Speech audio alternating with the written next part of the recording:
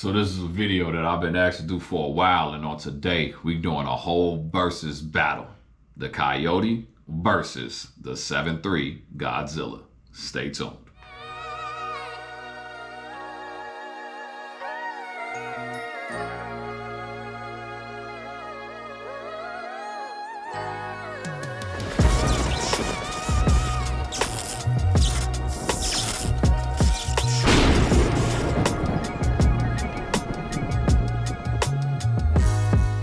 Alright, what's happening everybody? It's your boy Ken O'Shawn with the world famous Built versus Bought. And so today I am going to go over the Coyote setup versus the 7'3" Godzilla. Now, if you all are big in the Ford community, you know these are probably the two most talked about platforms going on right now. And this has been a debate because so many people want to go over to the Godzilla side. The Coyote's been out a little bit longer, things of that nature. And I remember when the Godzilla dropped, this was like the second coming of Jesus with this motor. But time has said and told some things as it relates to both platforms. On today, I want to go over both of them and kind of give you all my overview of what I feel about both engines. So let's start, number one, with the Coyote. We are now on the 4th generation of Coyote motors. Coyote Motors started, I believe, around 2011, and it's now 2025, and we're going into the 26 models, and it is a motor that is still being used. One of the things that's amazing about the Coyote motor, we understand that it's a dual overhead cam setup, and it allows for strong airflow, efficiency, and ideal for high RPM applications. Now, one of the things I love about the Coyote, man, you can rev that thing to the moon. I mean, I think you can hit somewhere around 8,000 RPM on that. And I know with the Voodoo motors, you can go even higher, but like to get to 8,000 RPM and not hurt, man, that's something a push rod motor has never seen. So I really, really like the fact that you can rev that thing up that high. The power output, depending on which gen you have, we're going to average it right now. But man, just motor alone, 480 horsepower in the stock form. That's no turbo, nothing. 480 horsepower. Like I said, I'm merging all platforms in. You can say, oh, it only got 440. I know you can look at whatever gen, but let's just put them all together. Let's give an average-ish, but around 480 horsepower. We know that the Gen 1s didn't put that out. Okay. But the later ones, you can get around 480 horsepower. Another thing that really makes the Coyote platform like amazing is like you can do so many upgrades. The aftermarket industry for the Coyote, I mean, it is like people jumped on this like the LS motors, like how the Chevy community is big on the aftermarket community for LS. Man, on the Ford side, the Coyote is king, okay? Ready bolt-ons, deliver big gains, Gen 3, direct injection, more knock sensors, better cooling, heads, cam, etc. The Coyote is also good for fuel economy. I know some of you all don't care, but it's good on gas. A buddy of mine told me he did the Hot Rod Tour, or the Hot Wheels Pro Tour, whatever it's called. Forgive me if I said it wrong. And I think he was telling me he was getting 22 miles to the gallon in his Fox body with a Whipple on a Gen 2 or Gen 3 Coyote. Man, that's nuts to say I can get that much miles per gallon. That's crazy. Like, what? Bro, what are you talking about, man? Bro, I'm out, man. Next thing we got to take into consider, the Coyote has a reliable track record. Now, for you all that may have blown up your motors, you probably don't feel the same way. But regardless, for the most part, the Coyote is considered a reliable engine and longevity. It has made the list of Ward's 10 best engines multiple times. Are you hearing me? 10 best engines more than once.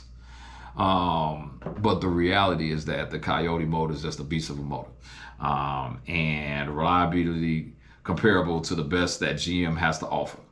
That's saying a lot, you know.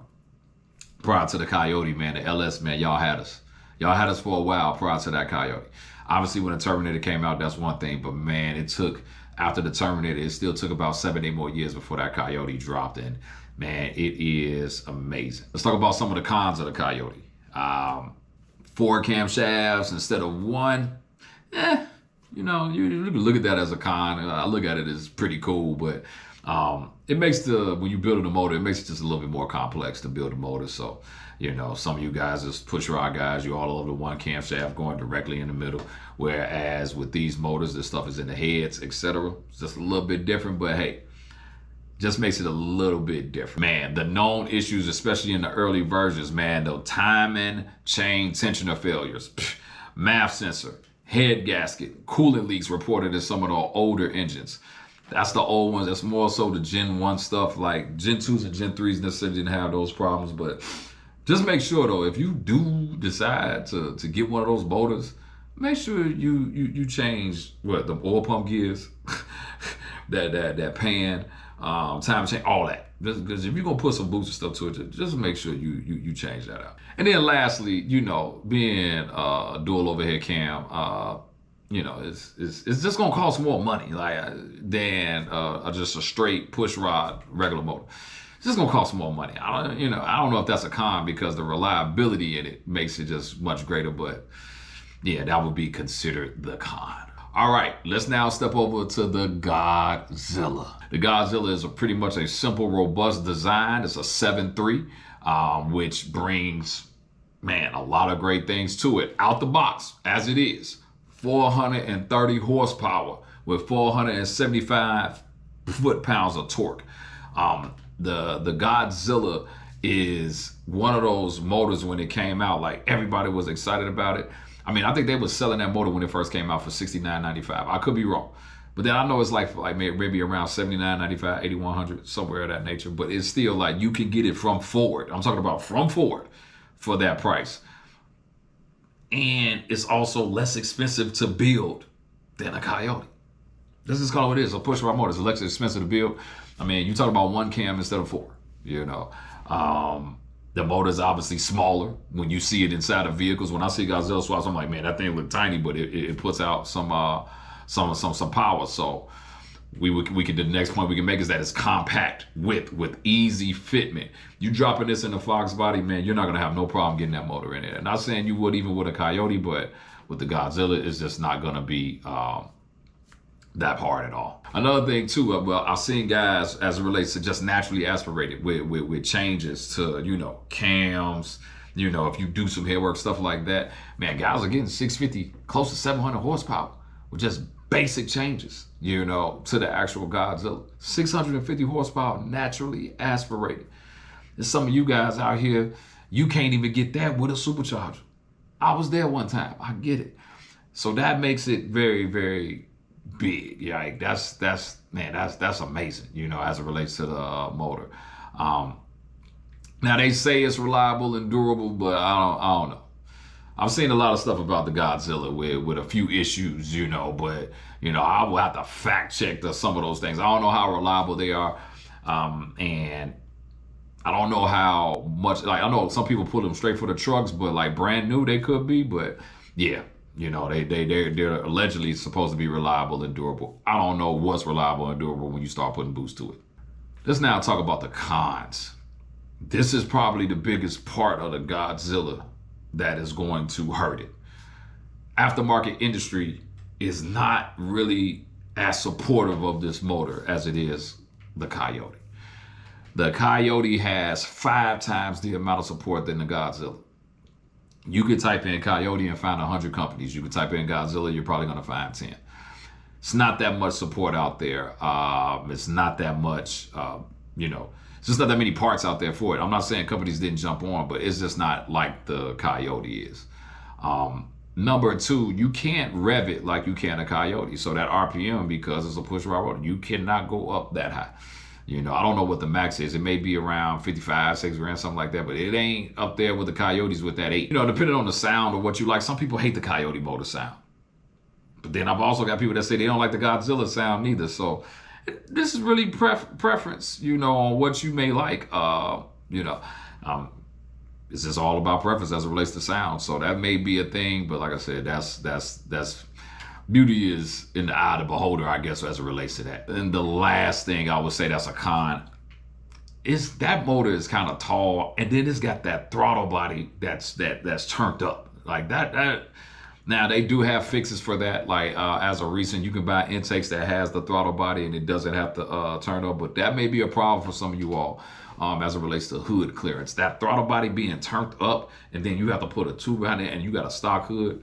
You may not be able to clear that. And so I think, you know, as it relates to all things with that, you got to take all that into consideration. So in summary, let's go over a few items as it relates to design, complexity, dual overhead cams versus single cam push rod. Stock power, 480 horsepower, high RPM. The Godzilla, 430 horsepower with strong torque. Build cost, higher with the Coyote, lower with the Godzilla. Aftermarket support, extensive with the Coyote.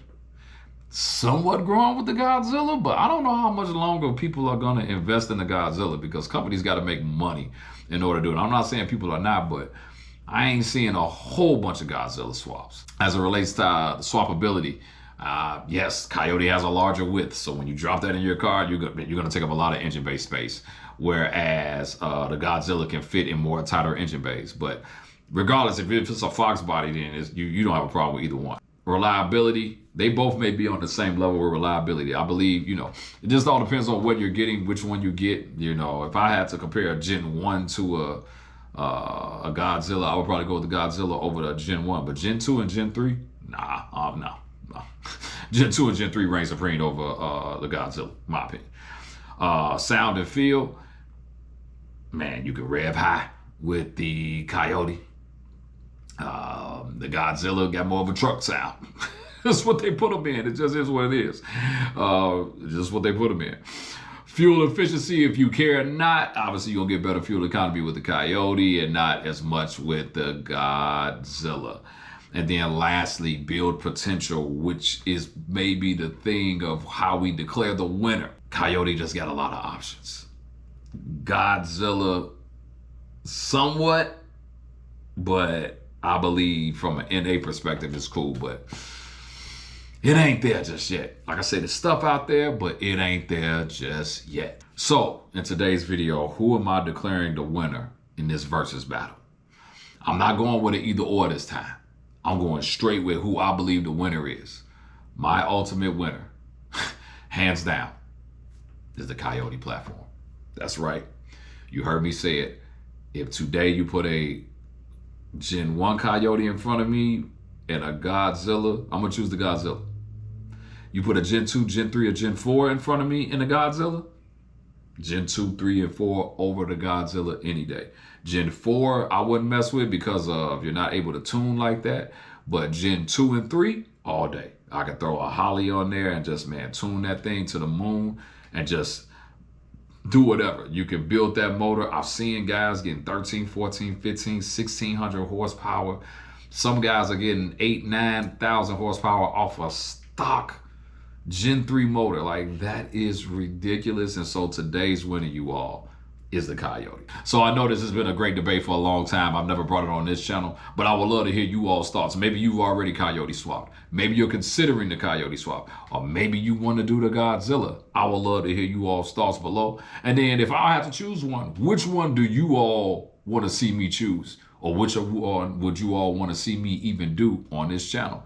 I'm not saying I'm choosing any one of them right now, because there's some other setups that I'm going to show you all, but I would love to hear your thoughts. So if you like this video, do me a favor. Make sure you like, make sure you subscribe. It's your boy, Kenneth Sean, Built versus Bought. I am out.